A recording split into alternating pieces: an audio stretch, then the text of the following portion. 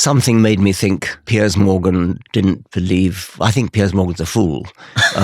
So I'm not much interested in what he believes, actually. I'm with Richard Dawkins today, the preeminent evolutionary biologist. Richard, how are you doing today? I'm doing fine, thank you. Good, good. I spoke to David Baddiel yesterday. He's got a new book out called, and I was interviewing him, and I accidentally started the podcast by saying, David Baddiel, who wrote the God Delusion. And he went, no, stop, I'll stop you there. It's the God Desire. Have you come across it? I've come across him, I think, but anyway, carry on. He's the comedian who wrote Football's Coming Home. Yes. And several other things. Yes. He's a stand-up comedian. And I think he said somebody asked for him to sign his book and it was your nephew, or they said they were your nephew. Is that possible? Possible. I don't know. Yeah, I haven't heard about it, but maybe. That is possible. I think you and him are both phenomenal thinkers. One of the things I discussed with David is he was talking about where he differs from you because you're both atheists and he writes about atheism. And he said that he believes sometimes there's sort of a macho thing going on in atheism where we say we're not scared of certain things. Ricky Gervais, for example, and I've heard you say about the afterlife, I was not alive for a very long time before. I'm not going to be alive, so it doesn't bother me. Is that how you really feel, or is it something you have to say to yourself for comfort? It's something I feel. I don't think of it as macho. I mean, it's just rational, actually. I mean, I think I probably quoted Mark Twain saying, I was dead for billions of years before I was born and never suffered the smallest inconvenience. Yeah, David, I think he quoted Bertrand Russell, who said a similar thing along the line, which is what he was saying was macho, I think, about the scorn for people who fear death. Yeah, Bertrand Russell said, when I die, I shall rot, and nothing of my ego shall survive. I'm not a young man, and I love life, but I would scorn to shiver with terror at the thought of annihilation. That's an exact quote from Bertrand Russell. How do you have these? I don't have many. I don't know. I even looked at it just before and I already forgot half the words. So it's just the way different minds work, I suppose. Mine doesn't work quite so well. But David was saying, he does fear the death, the afterlife, and or no afterlife, I should say. And the fact that, I guess his point was, right now I am alive and I do feel things. So right now I do fear that there'll be nothing afterwards. Yes, it's very understandable. We have to live in the moment because when we're dead, we don't exist at all, and so there's nothing to fear there. There's a lot to miss because if you love life, as Bertrand Russell said he did, and I do, then it's very sad to miss life. It's very sad to miss out, if you're a scientist, on all the things that are going to happen. I mean, things are developing all the time, and it would be wonderful to know what people will know in 500 years' time. That would be a supremely interesting thing. And so it is sad to miss that. Yeah. It actually keeps me up at night. So I had this whole existential crisis talking to David Baddiel yesterday, just thinking, what can I think of that will comfort me in this? And I guess that's what I mean when I say, so Ricky Gervais also said that, I was dead for millions of years before, I'd be dead for eternity after. It doesn't work for me to comfort me. Have you got anything? Yes, I'm not really, no. I just don't think there's any point in being comforted by a lie. No. So better face up to the truth, really. If you could inject a serum into your mind or something that would make you believe the lie just for comfort's sake, would you do that? No, I don't think so. I think it's an interesting question, and make me believe a lie? No. Make me not worry about a truth that worries me about it. But I worry about at present, yes, I think. If say, I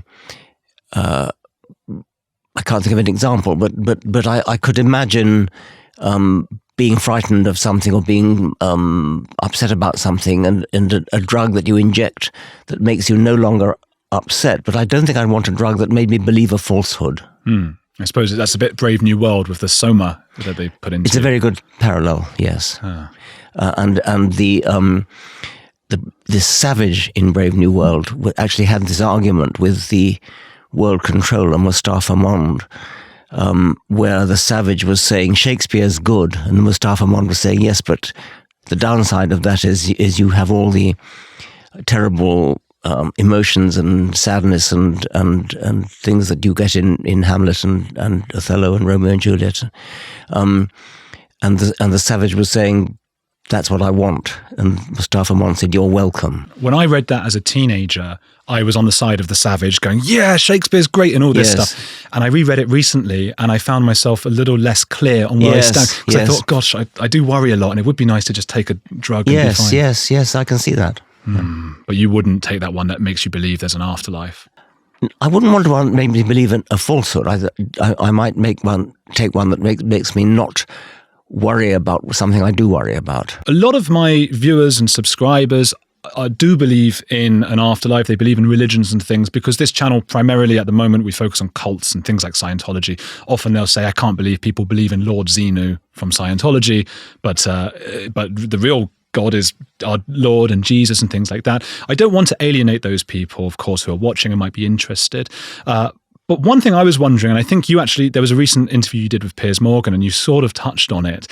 I think it felt like you didn't really believe that he believed that there's this afterlife and God and things like that. And I said that, yes. Yeah. How do you think they don't deep down believe it?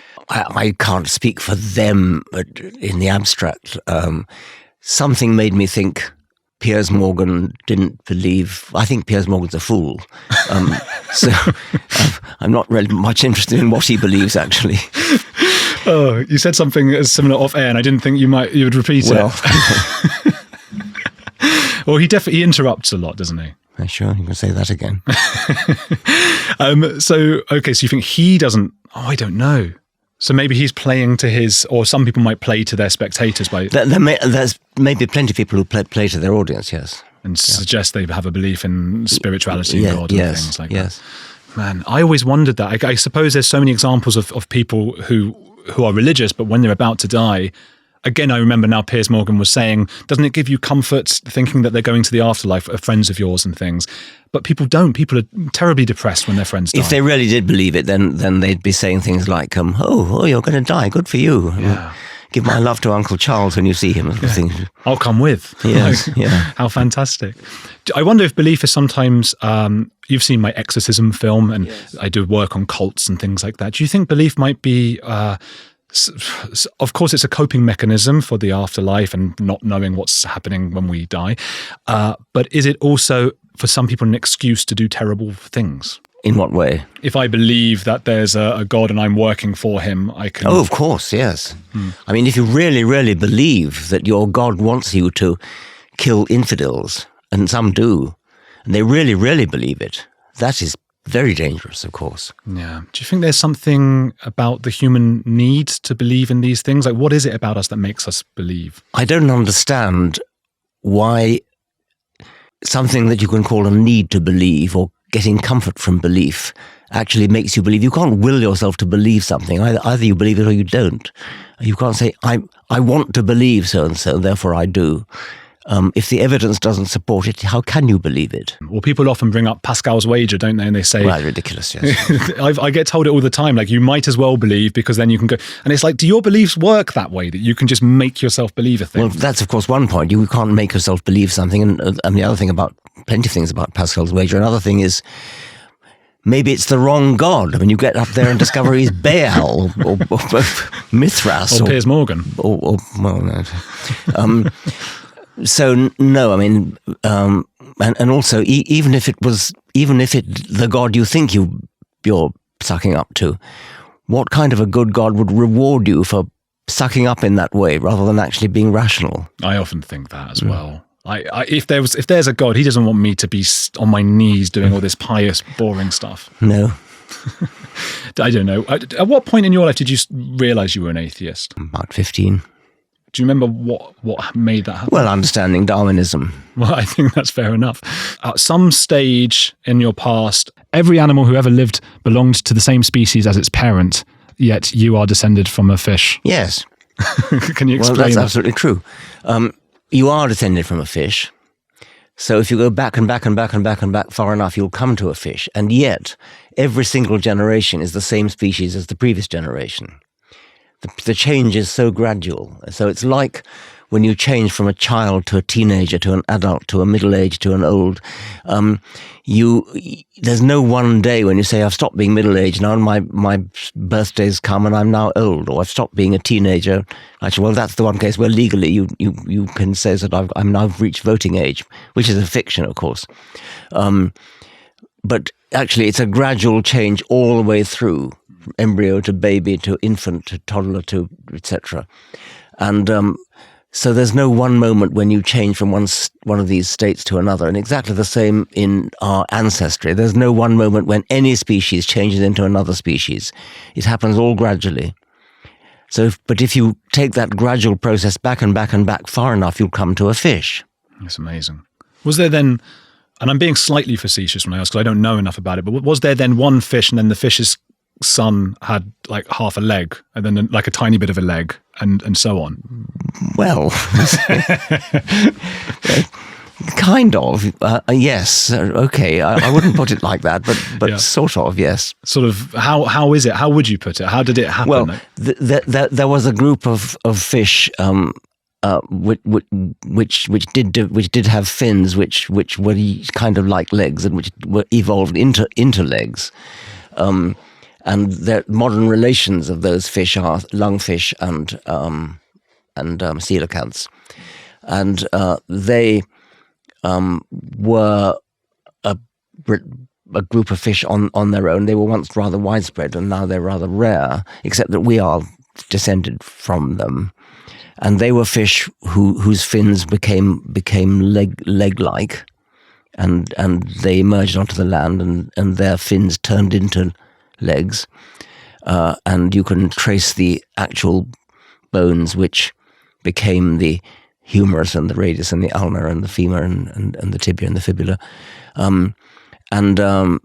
Yes, so that's pretty much what happened. But it happened so gradually. There would never have been a moment when you said, "Oh, there's no longer a fish." I find that's fascinating, and it really. But it's logically necessary. It's not. I'm not revealing to you any facts. It's just once you accept it. Well, that of course is a fact. But once you've accepted that, then what I've just said has to follow. And then religion, as we know it, and those kinds of beliefs can't then follow. Well, that's a separate issue. Yeah. Well, going back to that then, are there other kinds of magical thinking? I'm thinking particularly of what's happened recently with sort of Maori New Zealand language. Is that another kind of sort of the so-called postmodernism? I think you're alluding to a controversy which has arisen in New Zealand recently, which I got involved in because I was in New Zealand, where the New Zealand government is trying to push the idea that Maori, quote, ways of knowing should be taught in science classes. And it's this sort of bending over backwards to be nice to an indigenous minority. Of course, you need to. My view is, of course, you need to teach the mythology of the country in which you live, and that's important as mythology, but not as science. And it's simply confusing and muddling to New Zealand children to teach them, on the one hand, to teach them what we know about the origin of the universe and the origin of the world, and we know quite a lot, not everything, and at the same time to say that it's because of the Sky Father and the Earth Mother and stuff like that, which is pure mythology. Yeah, I think you were saying that you wrote that there are some good bits we can take from Maori. Well, of course you can. I mean, you can take some bits from it, from any culture's folk beliefs, but there's no particular reason why you should take the folk mythology of one people any more than any other. I mean, scientific knowledge is unique and it's worldwide. They wrongly categorize it as Western. It's not Western at all. It belongs to all of humanity. Science is the way we know about the truth. Science has equipped itself with mechanisms for avoiding self-deception, subjective judgment.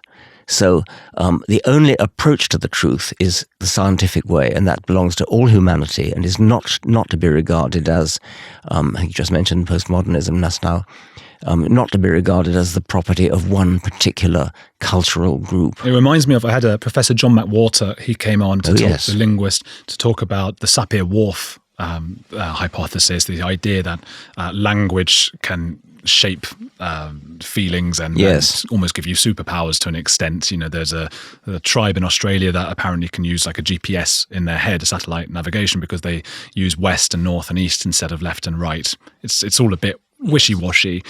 And a lot of people in linguistics are trying to say that look at all these other languages that bestow us with superpowers and they're better languages.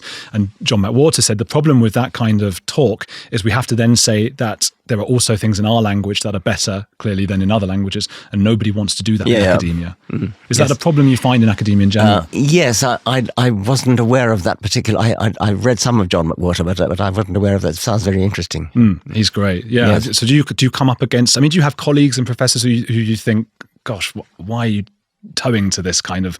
I suppose it's woke is a word that no one likes to use these days, but that kind of thing. I don't have many colleagues who do, but I read about them. Yeah. Well, fair enough. Is that something that should be put in the sort of beliefs box alongside belief in a deity? Well, you'd have to specify exactly what you mean, but I'm inclined to think yes. I don't mean it is a religion in all respects, but there are similarities. It's not supernatural, but things like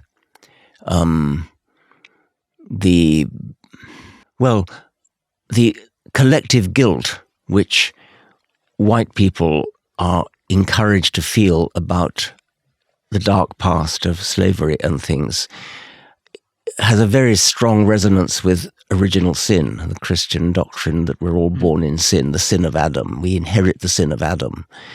Adam never existed, and they know that, but nevertheless still talk about it as original sin. So that there is that. I think John McWhorter has actually made that analogy. I believe he has. If he hasn't, I have anyway. So that's a powerful analogy to religion. I think, also the belief that you can become a woman by saying you're a woman. And so even if you have the anatomy of a man, even if you have a penis and a scrotum and things, by simply standing up and saying, I am a woman, you become a woman. That's very like the Catholic doctrine that by a priest blessing bread and wine, it becomes the body and blood of Christ. And the Catholic theological justification for that is the Aristotelian distinction between the essence of something, the true substance, and the accidentals. The fact that wine remains an alcoholic liquid is just its accidentals, and the true substance becomes the blood of Christ. And that's very like saying the accidentals of my body is male, but the true substance is I'm a female because I declare myself to be female. So that's another analogy with, in this case, Christianity. Would that suggest that there's something about Christianity that is innate to our evolutionary psychology, that original sin, for example? I don't know about that. You're probably thinking of some sort of Jungian archetype there. I suppose it's just possible. I wouldn't want to pursue that too far, I don't think. I quite like the concept of the status game by Will Storr, this writer who I admire very much, and I think he just sort of popularized this idea that there are three main kinds of status, and we all seek it in tribes. It's evolutionary psychology, and you might tell me this is nonsense. I don't know, because I don't know much about this stuff. But one would be dominance. You seek dominance because if you're the most dominant in the tribe, you'll get food and shelter. I think that sort of thing is plausible, and okay. I think that that's the kind of good thing that we can get out of evolutionary psychology, yes. I find that fascinating. Yes. And success is another one. If you invented the wheel, they're going to give you some food and shelter. Yes. And then if you're not successful or dominant, you resort to the third one, which is virtue. And you don't have to be a virtuous person. You just have to show the rest of the tribe that you are virtuous. Yes. Does that ring true to you? Yes, it does, yeah. I wonder if that's just going on. But I guess when it's so obvious, it doesn't work. So if someone's too obvious about trying to be virtuous in that tribe, you would all just go, get out of here. Yes.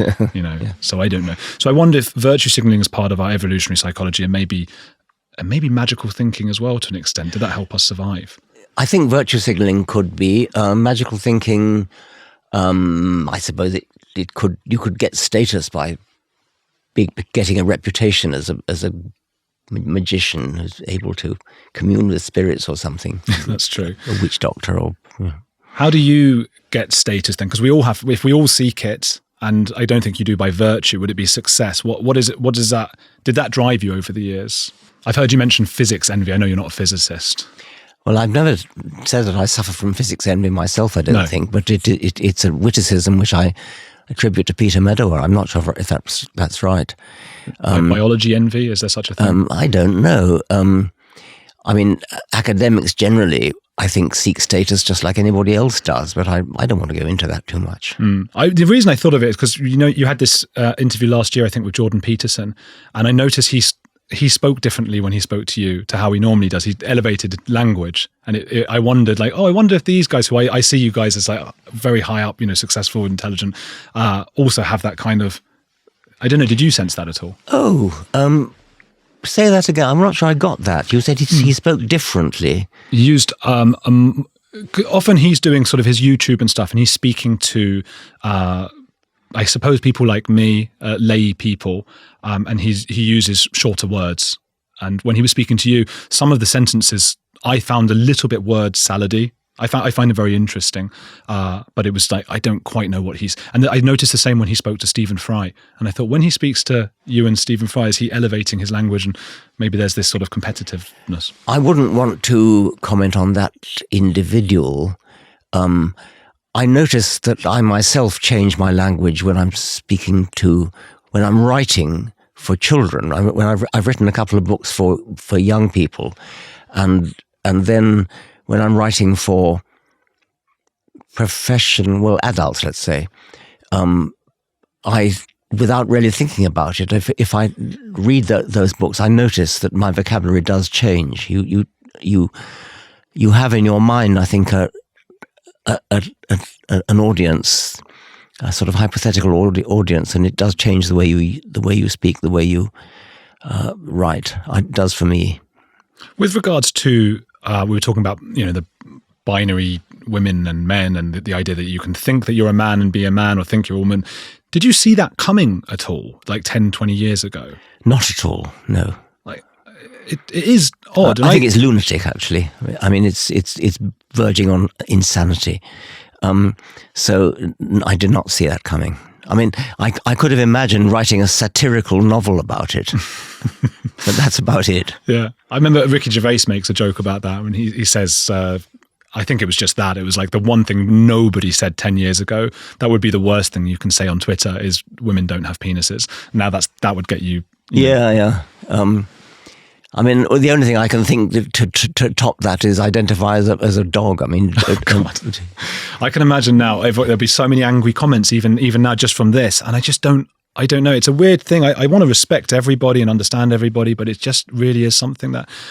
Okay, so is there if you have to really stretch your mind, is there any scientific backing for the concept of somebody's, like, there's a woman brain and a man brain, and there might be that. There might be that, but to go from that to saying because you have a female outlook on life or something, therefore you are a woman. I mean, that is just debauching language.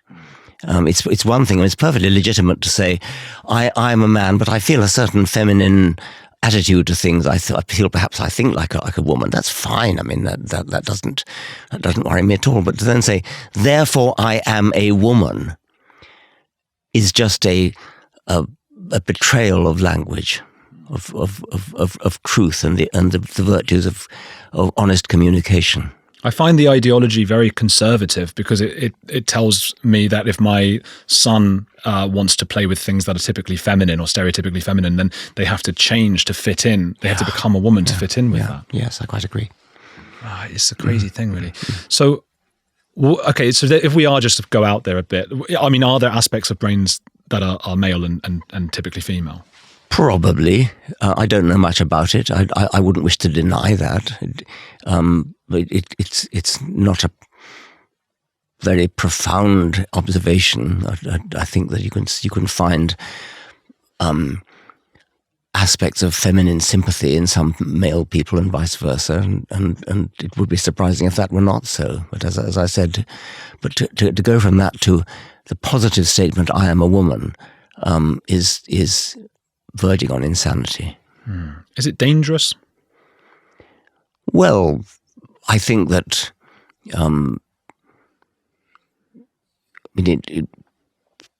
people certain people like Kathleen Stock and J.K. Rowling have suffered in their lives and their careers as a consequence of speaking out on behalf of women, and they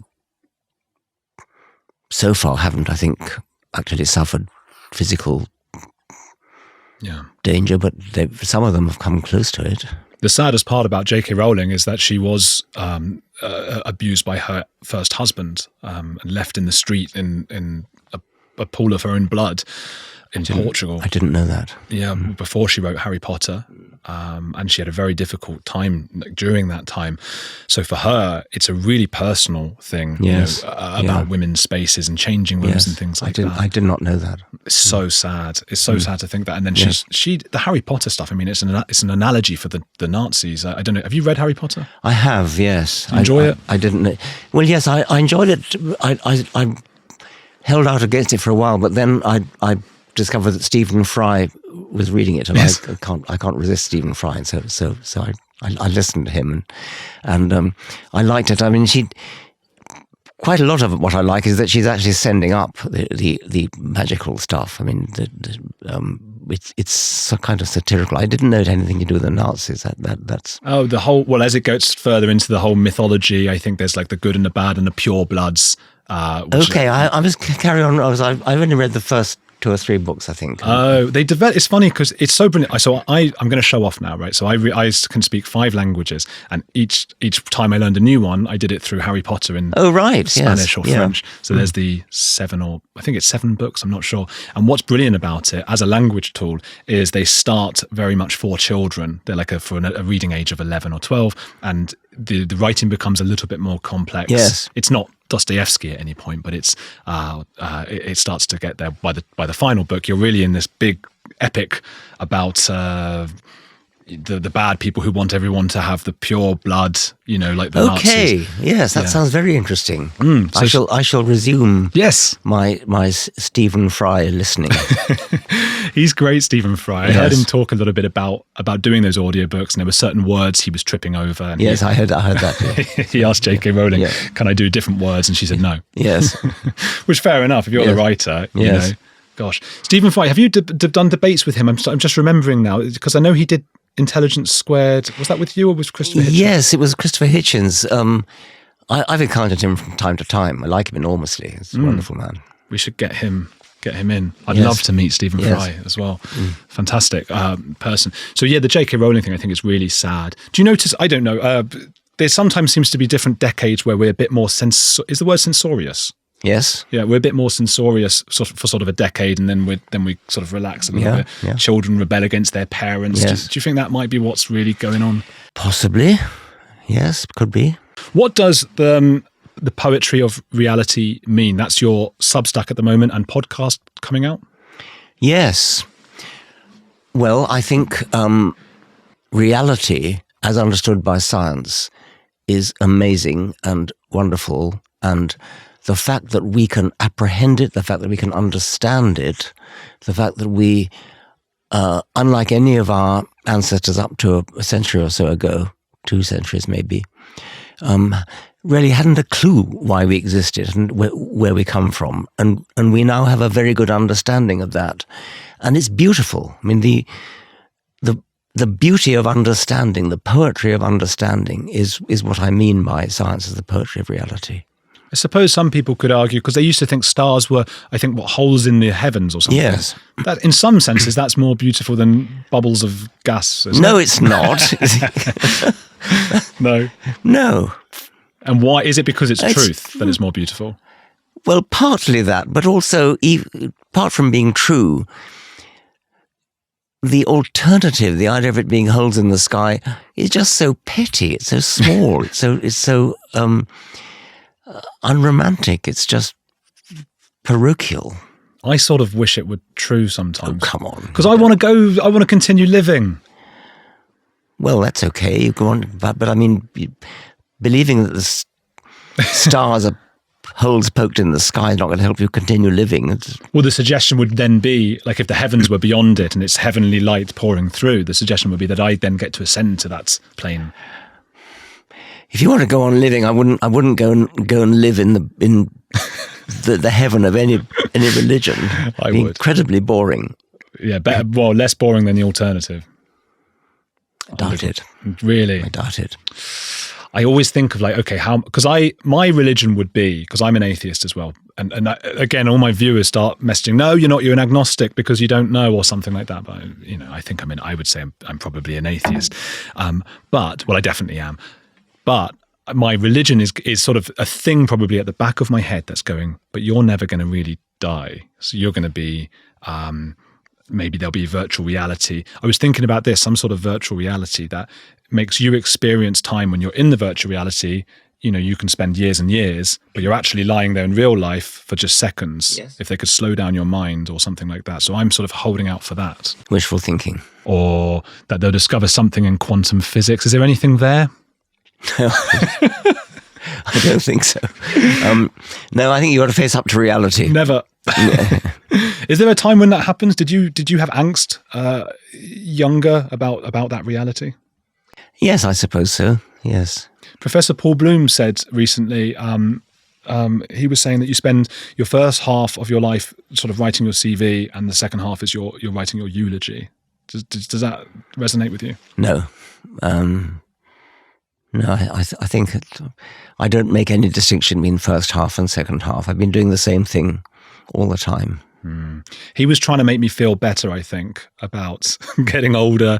And he was like, yours get used, you'll accept more, and you'll look at your sort of... I see, yes.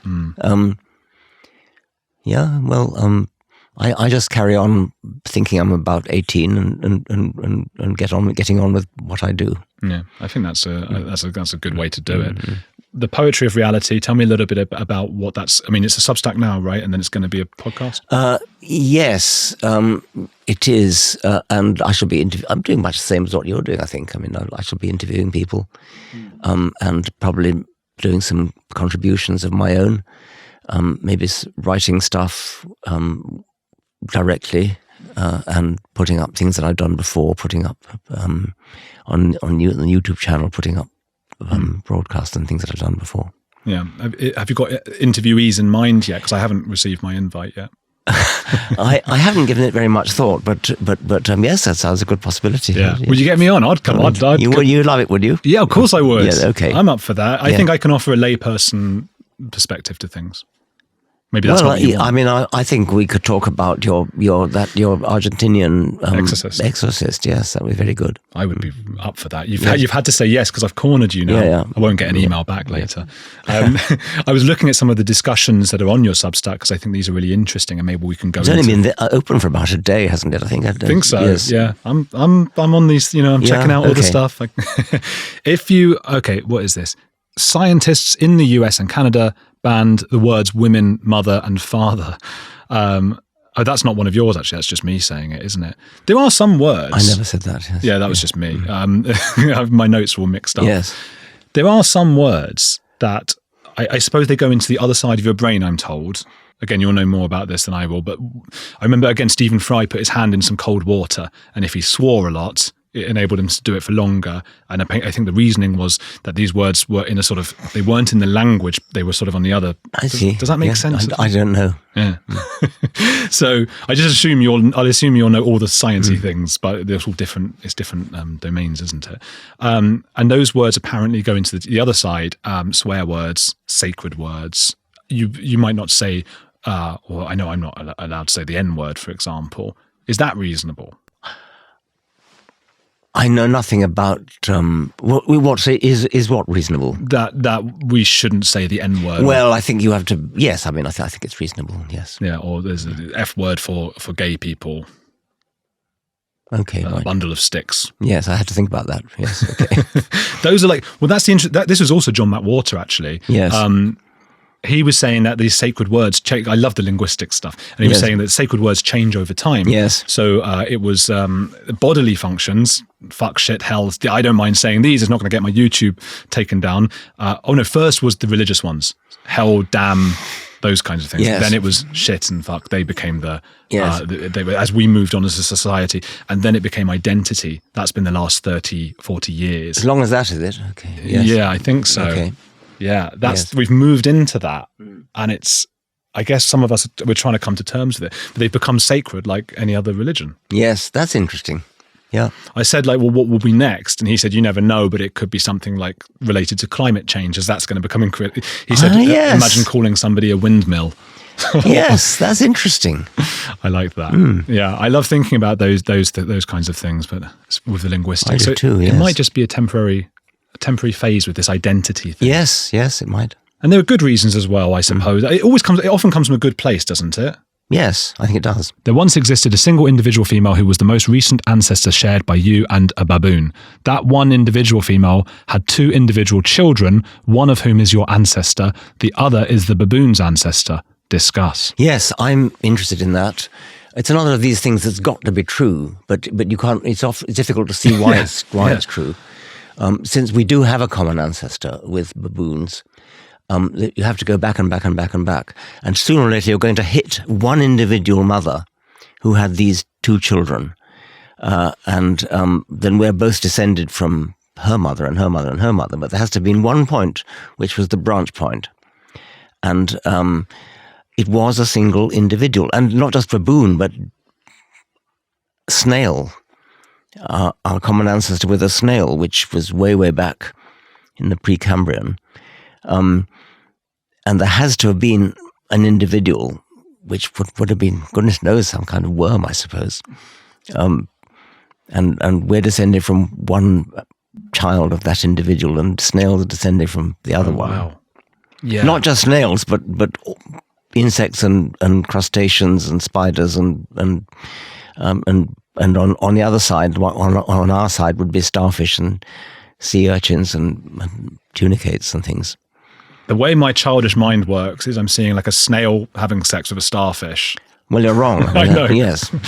I know. My mind creates a cartoon of everything. Yes. So, but I guess it was just all. So does that mean there's one baboon that all of us have come from? No, one individual that all of us came from and baboons came from. I mean, they're modern animals just as much as we are. We didn't come from them. Oh. Well, you know that. Yes, I know that. I know. I don't give it much thought. There's things I know, and then many years later, I don't know them anymore. Yes. I need to be reminded of them. If there, I think this is just. Oh no, this is you as well. If there is extraterrestrial life, it's nice getting your questions. I don't have to come up with questions. If there is extraterrestrial life, no matter how strange and alien it may be, there is one thing it will have in common with Earth life. It will be Darwinian. Yes, what you're doing is you're quoting. On my Substack, I put up a sort of manifesto, and I thought the way to do it was to put up a series of statements like that, just one after another. I think about 20 of them probably. Yeah, every one blew my mind. And so that's that. And you've been reading out a couple of them, and very nice too. Thank you. And that one was, yes, if there is life elsewhere, and there almost certainly is, then it will be Darwinian. However strange it is, however alien it is, however hard it is for us to imagine the details of what it's like, I stick my neck out and say that one thing we can say about it will be Darwinian. It will have evolved by a version of Darwinian natural selection. I think that's the only possible way in which complexity, the sort of complexity we associate with life, could come into being. It's such a fascinating That's thought. open to refutation by somebody who can think of a better way. Yeah. Well, that's it. I mean, we only know that one way. Yes. So we have a confirmation bias. Yes, exactly.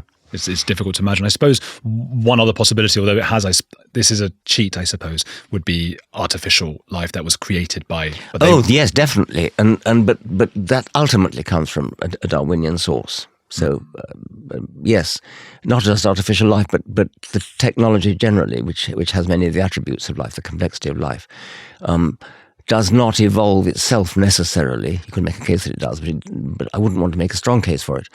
But if there is advanced technology on a planet, then ultimately that will have to have come from a Darwinian life form that designed it. It's a really interesting thought. Do you give much thought to the, is it the Fermi paradox? Where are they? Yes. Where is everybody? Yes. Fermi, the physicist who said, where is everybody? And he was wondering why they haven't made contact with us, why we haven't picked them up.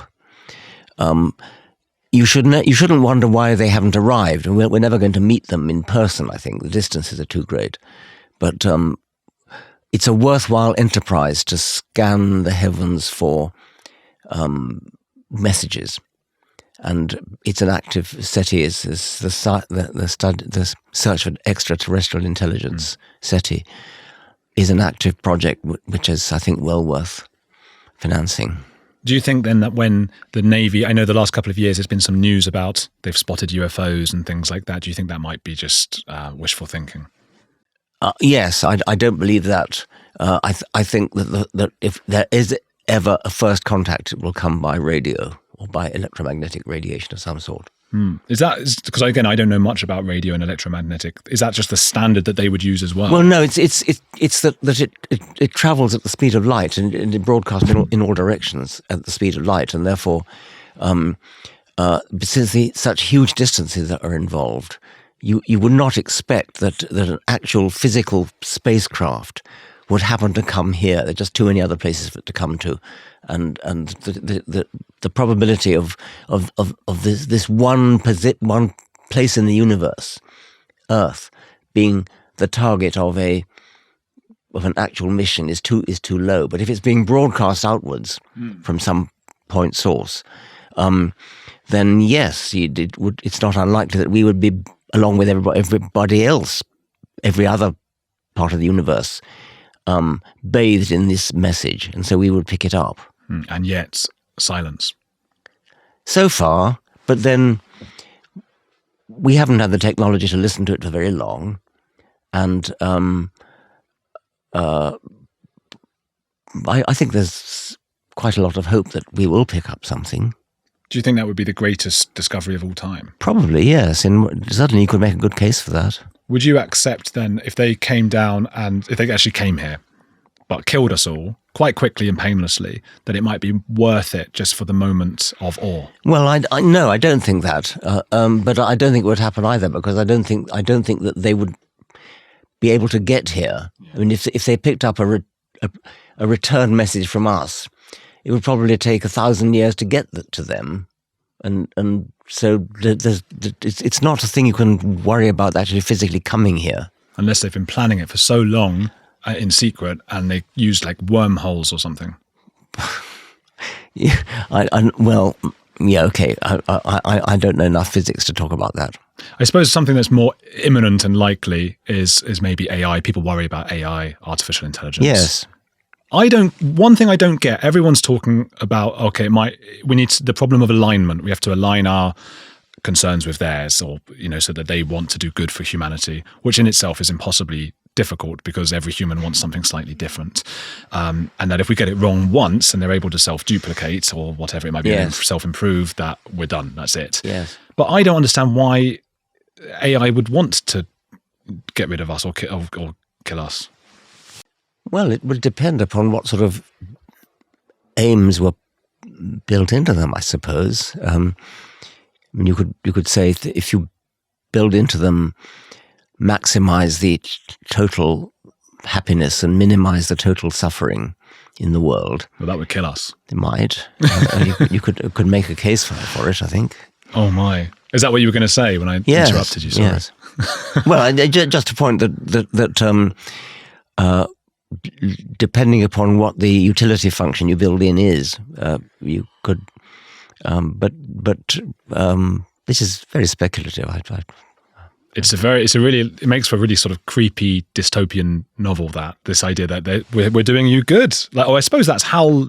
Is it Hal 3000 in the Hal? Yes. Do you know how Hal got his name, by the way? No. It's IBM one letter back in the.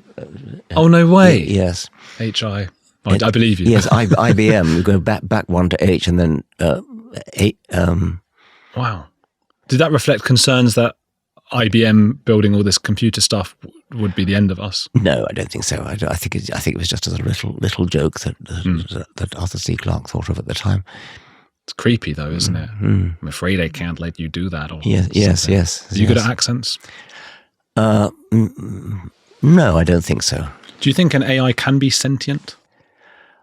I think I've got to say yes, but because we are, and we are built of physical stuff, and so there has to be some way in which whatever it is that our brain has that makes us sentient must be simulatable in a computer medium. So if we built another Richard Dawkins just right here with all exactly the same stuff, he could even have your memories.